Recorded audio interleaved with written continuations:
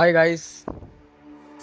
তো গাইস, প্রথমে এই কোটোটা কেটে নিতে হবে। মাছ ঢোকার জন্য রাস্তা করতে হবে, এমনভাবে কাটতে হবে যেন মাছ ঢুকতে পারে কিন্তু বেরোতে না পারে। Lacking all emotion, staring down the আর চ্যানেলে যারা নতুন তারা অবশ্যই চ্যানেলটাকে সাবস্ক্রাইব করবে।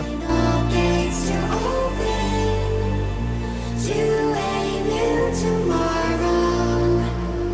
Moving with the motion, follow আর মাছের চারের জন্য ময়দা মেখে কোটোর ভেতরে ভরে দিচ্ছি। as we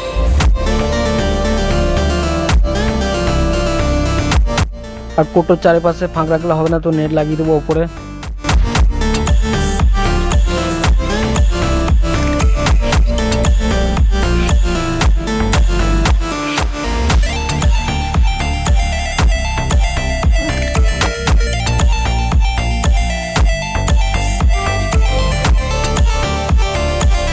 আর একটা লম্বা দড়ি লাগিয়ে হবে যাতে কোটোটা ভেসে পালিয়ে না যায়।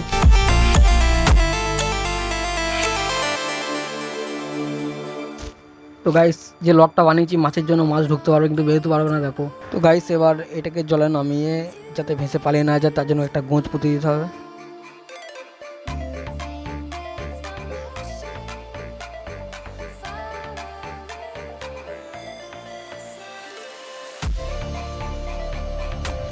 When tomato my friend.